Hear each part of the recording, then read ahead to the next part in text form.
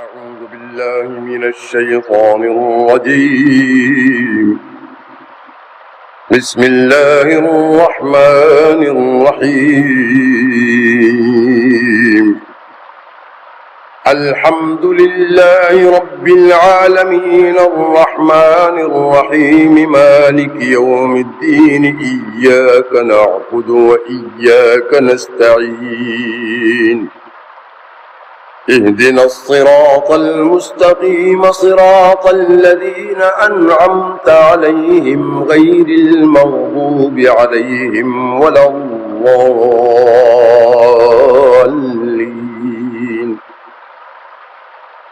بسم الله الرحمن الرحيم.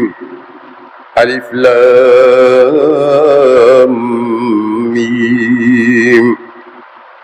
ذلك الكتاب لا ريب فيه هدى للمتقين الذين يؤمنون بالغيب ويقيمون الصلاة ومما رزقناهم ينفقون. والذين يؤمنون بما أنزل إليك وما أنزل من قبلك وبالآخرة هم يوقنون. أولئك على هدى من ربهم وأولئك هم المفلحون. إن الذين كفروا سواء عليهم أأنذرتهم أم لم تنذرهم لا يؤمنون. ختم الله على قلوبهم وعلى سمعهم وعلى أبصارهم غشاوة ولهم عذاب عظيم. ومن الناس من يقول آمنا بالله وباليوم الآخر وما هم بمؤمنين. يخادعون الله والذين آمنوا وما يخدعون إلا أنفسهم وما يشعرون. في قلوبهم مرض فزادهم الله مرضا ولهم عذاب أليم بما كانوا يكذبون. وإذا قيل لهم لا تفسدوا في الأرض قالوا إنما نحن مصلحون. ألا إنهم هم المفسدون ولكن لا يشعرون. وإذا قيل لهم آمنوا كما آمن الناس قالوا أنؤمن كما آمن السفهاء. ألا إنهم هم السفهاء ولكن لا يعلمون. وإذا لقوا الذين آمنوا قالوا آمنا وإذا خلوا إلى شياطينهم قالوا إنا معكم إنما نحن مستهزئون. الله يستهزئ بهم ويمدهم في طغيانهم يعمهون. أولئك الذين اشتروا الضلالة بالهدى فما ربحت تجارتهم وما كانوا مهتدين. مثلهم كمثل الذي استوقد نارا فلما أضاءت ما حوله ذهب الله بنورهم وتركهم في ظلمات لا يبصرون. صم بكم عمي فهم لا يرجعون أو كصيب من السماء فيه ظلمات ورعد وبرق يجعلون أصابعهم في آذانهم من الصواعق حذر الموت والله محيط بالكافرين يكاد البرق يخطف أبصارهم كلما أضاء لهم مشوا فيه وإذا أظلم عليهم قاموا ولو شاء الله لذهب بسمعهم وأبصارهم إن الله على كل شيء قدير يا أيها الناس اعبدوا ربكم الذي خلقكم والذين من قبلكم لعلكم تتقون الذي جعل لكم الأرض فراشا والسماء بناء وأنزل من السماء ماء فأخرج به من الثمرات رزقا لكم فلا تجعلوا لله أندادا وأنتم تعلمون وإن كنتم في ريب مما نزلنا على عبدنا فأتوا بسورة من مثله وادعوا شهداءكم من دون الله إن كنتم صادقين فإن لم تفعلوا ولن تفعلوا فاتقوا النار التي وقودها الناس والحجارة أعدت للكافرين وبشر الذين آمنوا وعملوا الصالحات أن لهم جنات تجري من تحتها الأنهار كلما رزقوا منها من ثمرة رزقا قالوا هذا الذي رزقنا من قبل وأتوا به متشابها ولهم فيها أزواج مطهرة وهم فيها خالدون إن الله لا يستحيي أن يضرب مثلا ما بعوضة فما فوقها فأما الذين آمنوا فيعلمون أنه الحق من ربهم وأما الذين كفروا فيقولون ماذا أراد الله بهذا مثلا يضل به كثيرا ويهدي به كثيرا وما يضل به إلا الفاسقين الذين ينقضون عهد الله من بعد ميثاقه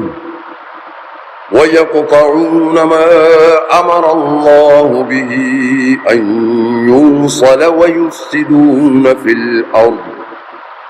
أولئك هم الخاسرون كيف تكفرون بالله وكنتم أمواتا فأحياكم ثم يميتكم ثم يحييكم ثم إليه ترجعون هو الذي خلق لكم ما في الأرض جميعا ثم استوى إلى السماء فسواهن 7 سماوات وهو بكل شيء عليم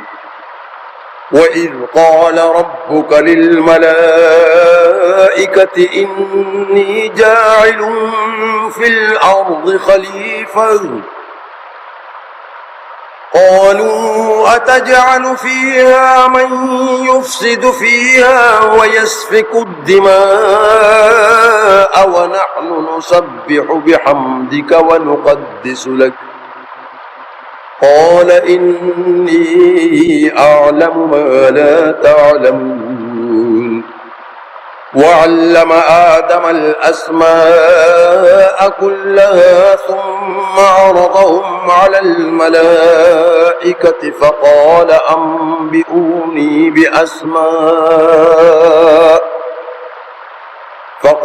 أنبئوني بأسماء هؤلاء إن كنتم صادقين قالوا سبحانك لا علم لنا إلا ما علمتنا إنك أنت العليم الحكيم قال يا آدم أنبئهم بأسمائهم فلما أنبأهم بأسمائهم قال ألم أقل لكم إني أعلم غيب السماوات والأرض وأعلم ما تبدون وما كنتم تكتمون وإذ قلنا للملائكة اسجدوا لآدم فسجدوا إلا إبليس أبى واستكبر وكان من الكافرين وقلنا يا آدم اسكن أنت وزوجك الجنة وكلا منها رغدا حيث شئتما ولا تقربا هذه الشجرة فتكونا من الظالمين فأزلهما الشيطان عنها فأخرجهما مما كانا فيه وقلنا اهبطوا بعضكم لبعض عدو ولكم في الأرض مستقر ومتاع إلى حين فتلقى آدم من ربه كلمات فتاب عليه إنه هو التواب الرحيم قلنا اهبطوا منها جميعا فإما يأتينكم مني هدى فمن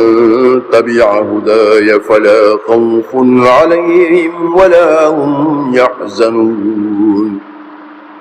والذين كفروا وكذبوا بآياتنا أولئك أصحاب النار هم فيها خالدون يا بني إسرائيل اذكروا نعمتي التي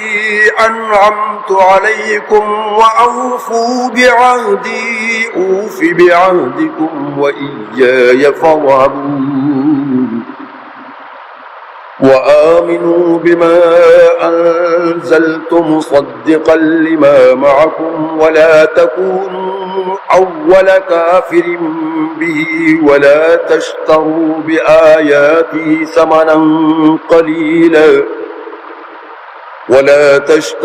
بآياتي ثمنا قليلا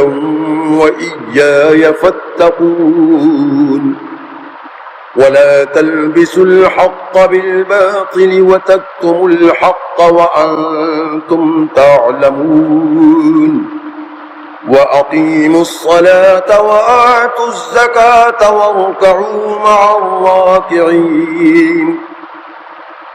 أتأمرون الناس بالبر وتنسون أنفسكم وأنتم تتلون الكتاب أفلا تعقلون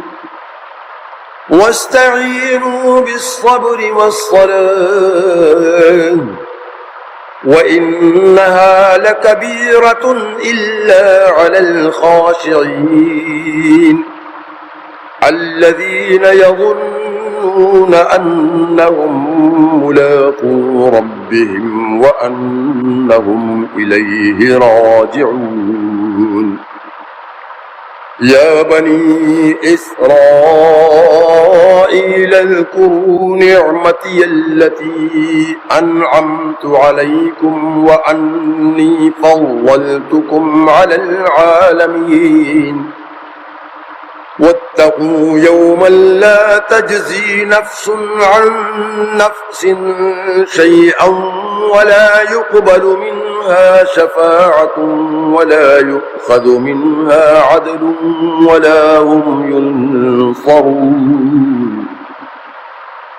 وإذ نجيناكم من آل فرعون يسومونكم سوء العذاب يذبحون أبناءكم ويستحيون نساءكم وفي ذلكم بلاء من ربكم عظيم. وإذ فرقنا بكم البحر فأنجيناكم وأغرقنا آل فرعون وأنتم تنظرون. وإذ واعدنا موسى 40 ليلة ثم اتخذتم العجل من بعده وأنتم ظالمون. ثم عفونا عنكم من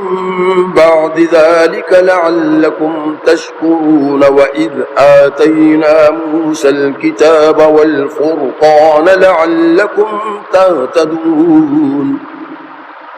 وإذ قال موسى لقومه يا قوم إنكم ظلمتم أنفسكم باتخاذكم العجل فتوبوا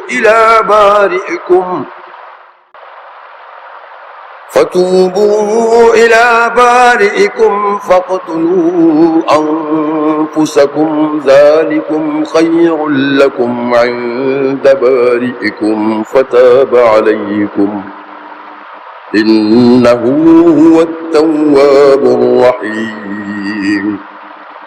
وإذ قلتم يا موسى لن نؤمن لك حتى نرى الله جهرة فأخذتكم الصاعقة وأنتم تنظرون. ثم بعثناكم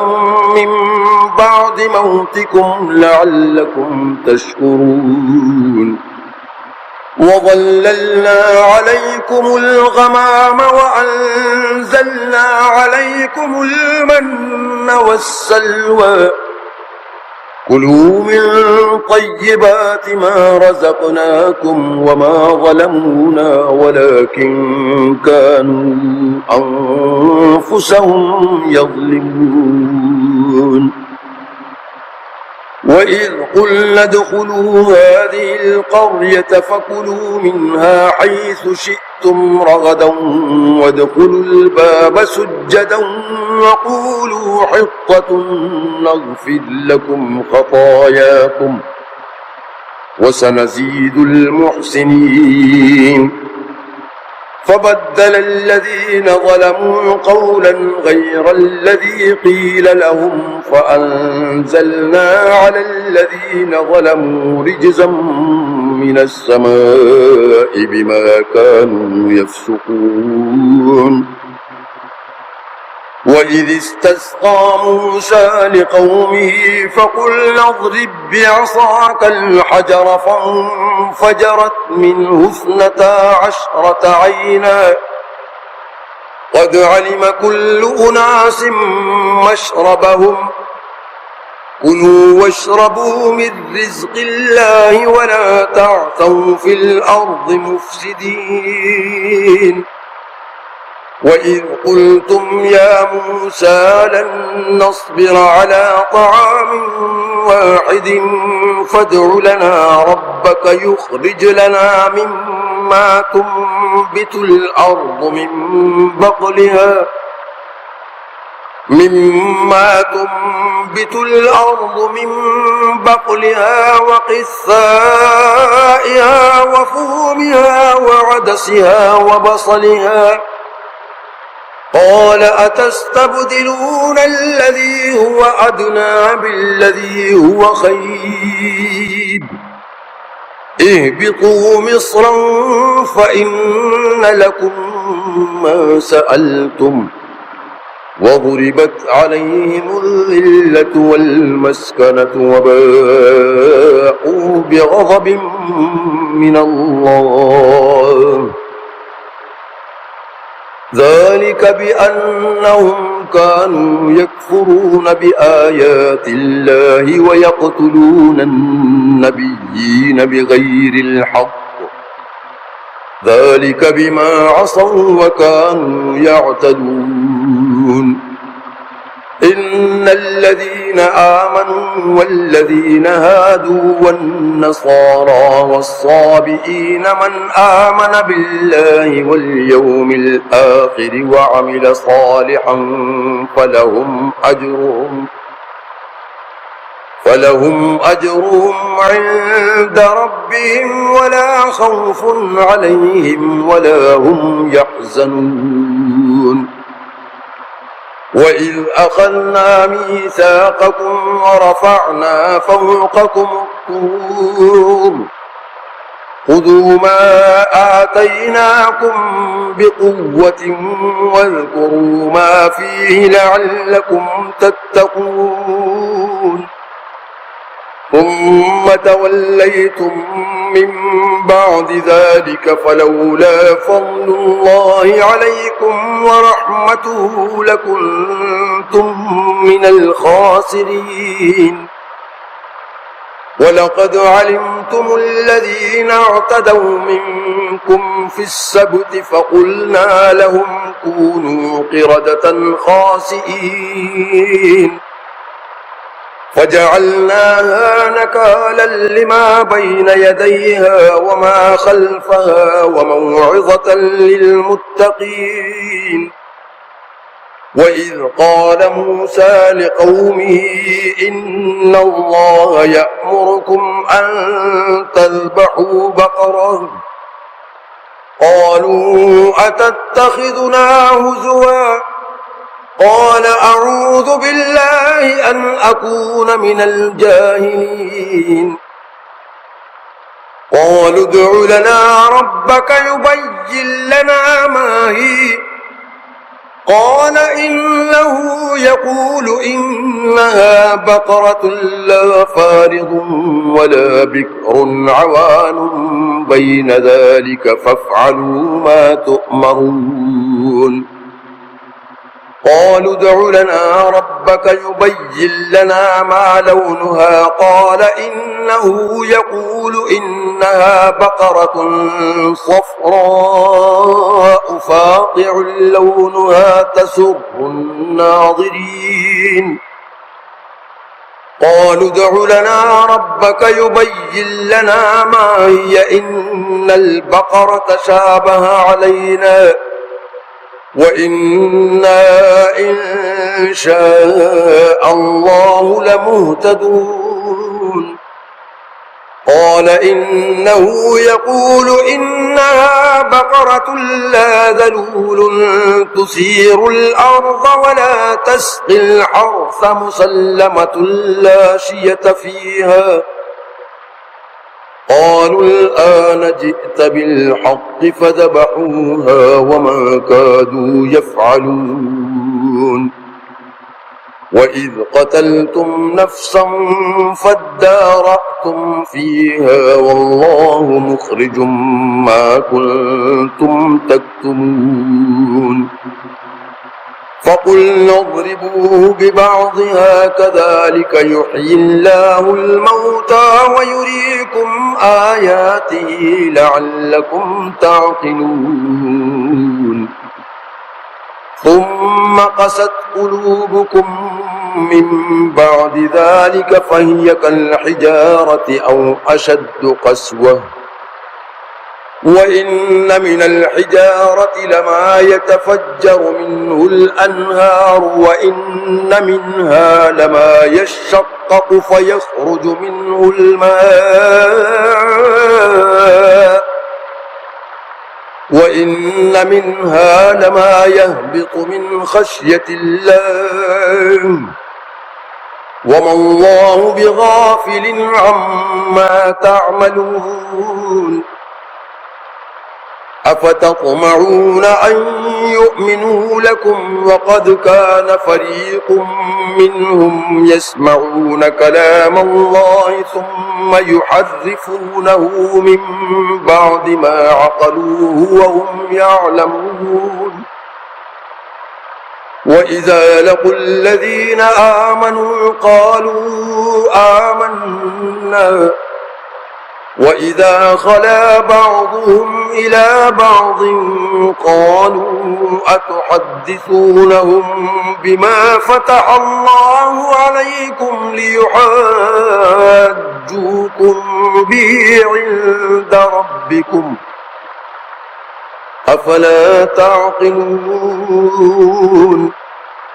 أولا يعلمون أن الله يعلم ما يسرون وما يعلنون ومنهم أميون لا يعلمون الكتاب إلا أماني وإن هم إلا يظنون فويل للذين يكتبون الكتاب بأيديهم ثم يقولون هذا من عند الله ليشتروا به ثمنا قليلا فويل لهم مما كتبت أيديهم وويل لهم مما يكسبون وقالوا لن تمسنا النار إلا أياما معدودة قل أتخذتم عند الله عهدا فلن يخلف الله عهده أم تقولون على الله ما لا تعلمون بلى من كسب سيئة وأحاطت به خطيئته فأولئك أصحاب النار هم فيها خالدون والذين آمنوا وعملوا الصالحات أولئك أصحاب الجنة هم فيها خالدون وإذ أخذنا ميثاق بني إسرائيل لا تعبدون إلا الله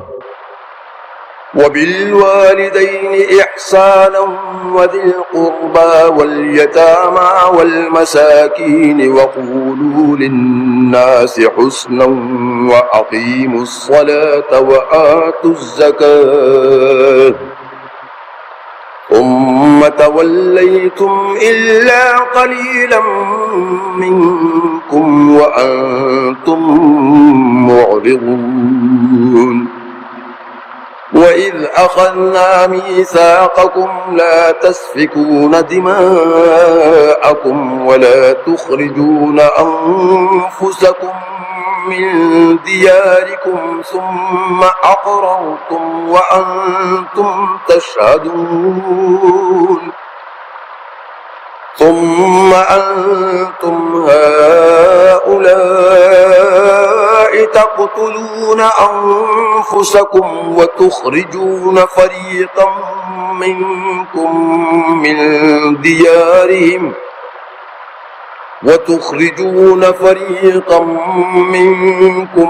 من ديارهم تظاهرون عليهم بالإثم والعدوان وإن يأتوكم أسارى تفادوهم وهو محرم عليكم إخراجهم أفتؤمنون ببعض الكتاب وتكفرون ببعض فما جزاء من يفعل ذلك منكم إلا خزي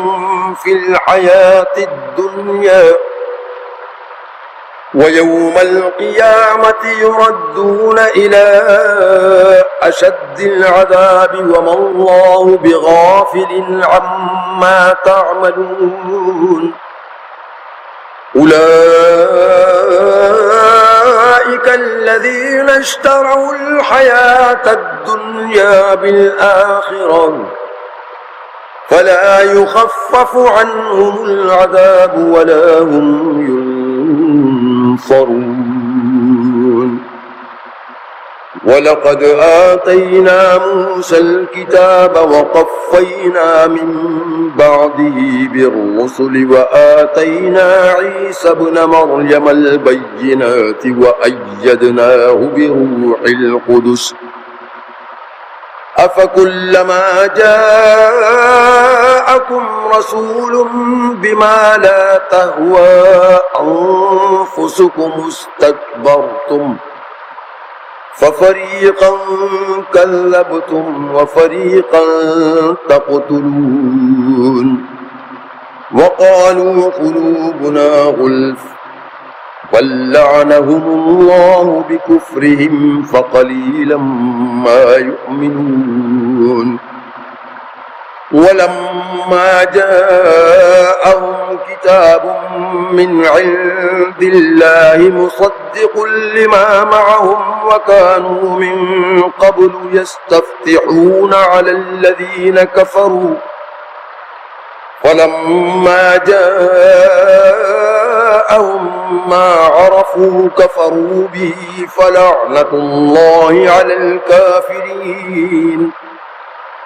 بئس ما اشتروا به أنفسهم أن يكفروا بما أنزل الله بغيا أن ينزل الله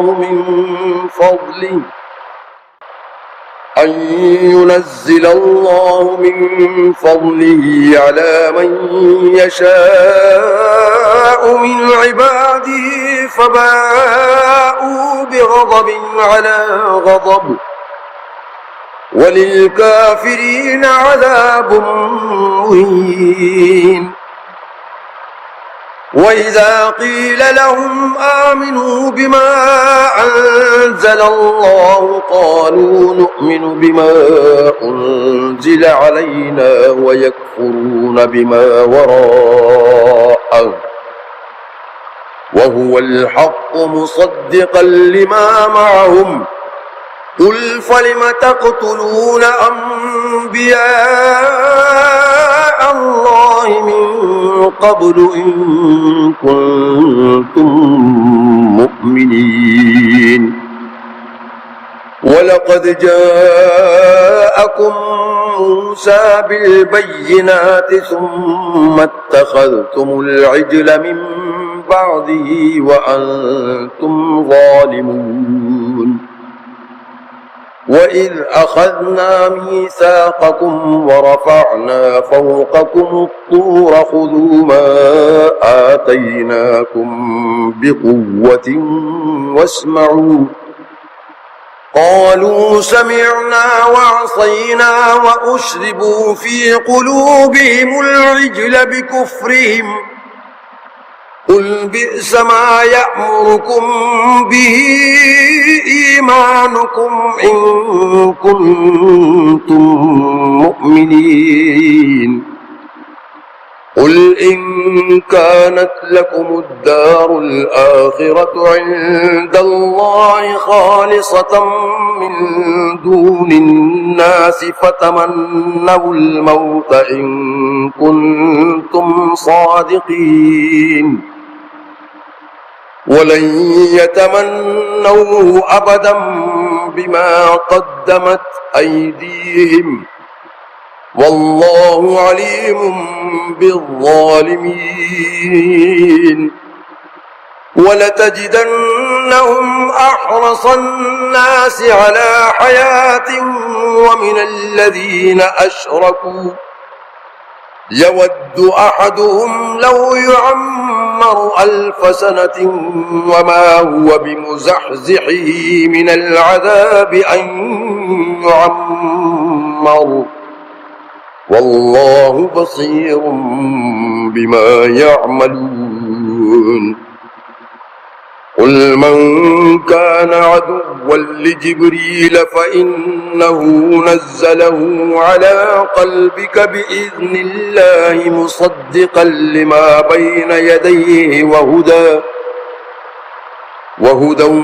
وبشرى للمؤمنين من كان عدوا لله وملائكته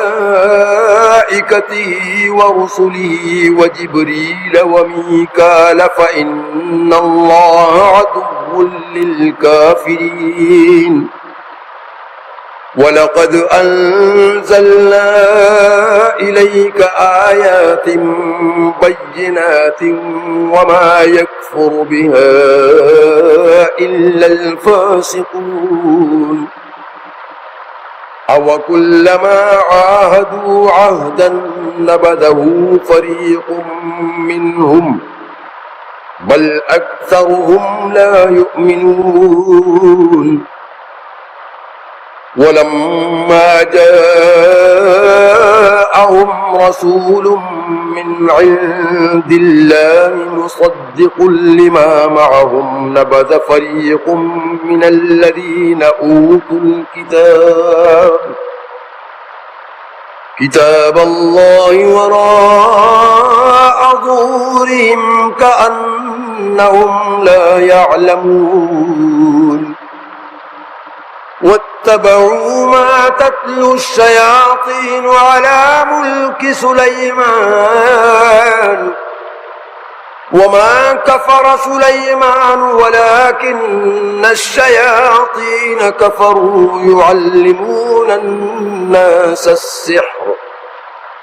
وما أنزل على الملكين ببابل هاروت وماروت وما يعلمان من أحد حتى يقولا إنما نحن فتنة فلا تكفر فيتعلمون منهما ما يفرقون به بين المرء وزوجه وما هم بضارين به من أحد إلا بإذن الله ويتعلمون ما يضرهم ولا ينفعهم ولقد علموا لمن اشتراه ما له في الآخرة من خلاق ولبئس ما شروا به أنفسهم لو كانوا يعلمون ولو أنهم آمنوا واتقوا لمثوبة من عند الله خير لو كانوا يعلمون يا أيها الذين آمنوا لا تقولوا راعنا وقولوا انظرنا واسمعوا وللكافرين عذاب أليم ما يود الذين كفروا من أهل الكتاب ولا المشركين أن ينزل عليكم من خير من ربكم والله يختص برحمته من يشاء والله ذو الفضل العظيم ما ننسخ من آية أو ننسها نأت بخير منها أو مثلها ألم تعلم أن الله على كل شيء قدير ألم تعلم أن الله له ملك السماوات والأرض الأرض وما لكم من دون الله من ولي ولا نصير أم تريدون أن تسألوا رسولكم كما سئل موسى من قبل ومن يتبدل الكفر بالإيمان فقد ضل سواء السبيل ود كثير من أهل الكتاب لو يردونكم من بعد إيمانكم كفارا حسدا من عند أنفسهم من بعد ما تبين لهم الحق فاعفوا واصفحوا حتى يأتي الله بأمره إن الله على كل شيء قدير وأقيموا الصلاة وآتوا الزكاة وما تقدموا لأنفسكم من خير تجدوه عند الله إن الله بما تعملون بصير وقالوا لن يدخل الجنة إلا من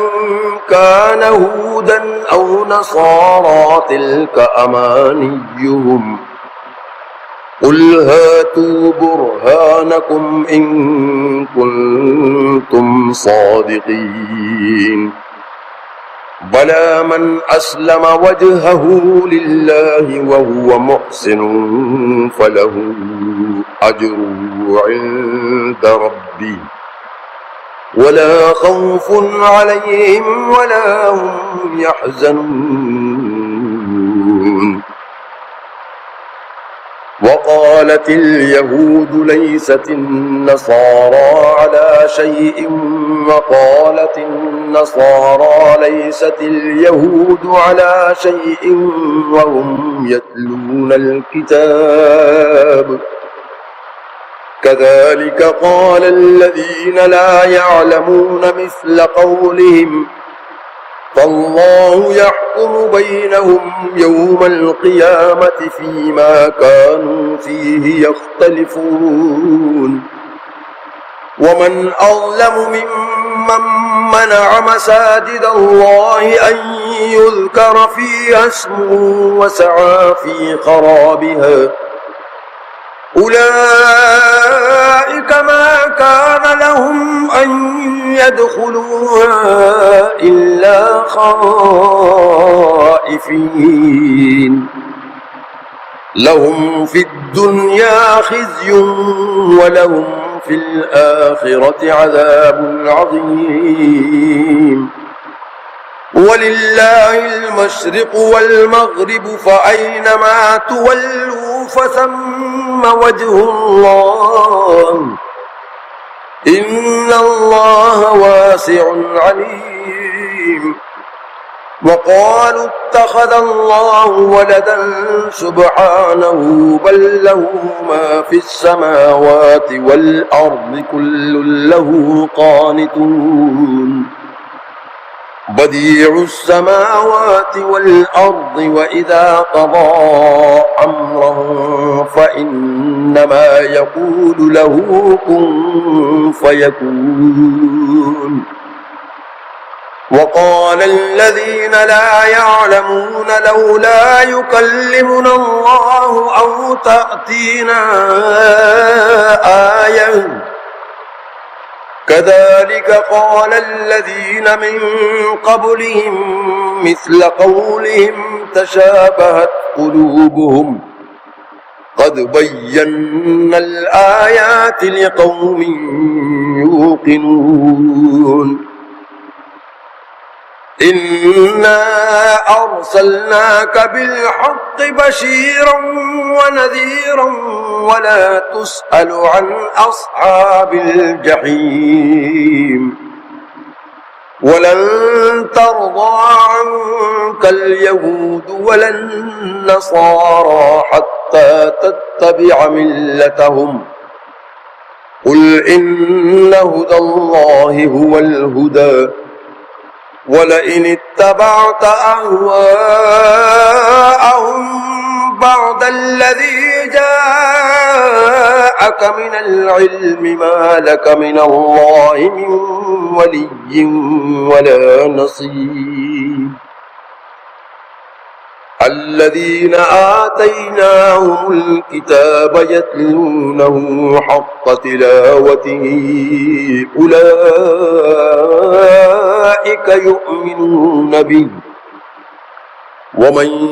يكفر به فأولئك هم الخاسرون يا بني إسرائيل اذكروا نعمتي التي أنعمت عليكم وأني فضلتكم على العالمين واتقوا يوما لا تجزي نفس عن نفس شيئا ولا يقبل منها عدل ولا تنفعها شفاعة ولا هم ينصرون وإذ ابتلى إبراهيم ربه بكلمات فأتمهن قال إني جاعلك للناس إماما قال ومن ذريتي قال لا ينال عهد الظالمين وإذ جعلنا البيت مثابة للناس وأمنا واتخذوا من مقام إبراهيم مصلى وعهدنا إلى إبراهيم وإسماعيل أن طهرا بيتي للطائفين والعاكفين والركع السجود وإذ قال إبراهيم رب اجعل هذا بلدا آمنا وارزق أهله من الثمرات من آمن منهم بالله واليوم الآخر قال ومن كفر فأمتعه قليلا ثم أضطره إلى عذاب النار وبئس المصير وإذ يرفع إبراهيم القواعد من البيت وإسماعيل ربنا تقبل منا إنك أنت السميع العليم ربنا واجعلنا مسلمين لك ومن ذريتنا أمة مسلمة لك وأرنا مناسكنا وتب علينا إنك أنت التواب الرحيم ربنا وابعث فيهم رسولا منهم يتلو عليهم آياتك ويعلمهم الكتاب والحكمة ويزكيهم إنك أنت العزيز الحكيم ومن يرغب عن ملة إبراهيم إلا من سفه نفسه ولقد اصطفيناه في الدنيا وإنه في الآخرة لمن الصالحين إذ قال له ربه أسلم قال أسلمت لرب العالمين ووصى بها إبراهيم بنيه ويعقوب يا بني إن الله اصطفى لكم الدين فلا تموتن إلا وأنتم مسلمون أم كنتم شهداء إذ حضر يعقوب الموت إذ قال لبنيه ما تعبدون من بعدي قالوا نعبد إلهك وإله آبائك إبراهيم وإسماعيل وإسحاق إلها واحدا ونحن له مسلمون تلك أمة قد خلت لها ما كسبت ولكم ما كسبتم ولا تسألون عما كانوا يعملون وقالوا كونوا هودا أو نصارى تهتدوا قل بل ملة إبراهيم حنيفا وما كان من المشركين قولوا آمنا بالله وما أنزل إلينا وما أنزل إلى إبراهيم وإسماعيل وإسحاق ويعقوب والأسباط وما أوتي موسى وعيسى وما أوتي النبيون من ربهم لا نفرق بين أحد منهم ونحن له مسلمون فإن آمنوا بمثل ما آمنتم به فقد اهتدوا وإن تولوا فإنما هم في شقاق فسيكفيكهم الله وهو السميع العليم صبغة الله ومن أحسن من الله صبغة ونحن له عابدون قل أتحاجوننا في الله وهو ربنا وربكم ولنا أعمالنا ولكم أعمالكم ونحن له مخلصون أم تقولون إن إبراهيم وإسماعيل وإسحاق ويعقوب والأسباط كانوا هودا أو نصارى قل أأنتم أعلم أم الله ومن أظلم ممن كتم شهادة عنده من الله وما الله بغافل عما تعملون تلك أمة قد خلت لها ما كسبت ولكم ما كسبتم ولا تسألون عما كانوا يعملون أعوذ بالله من الشيطان الرجيم بسم الله الرحمن الرحيم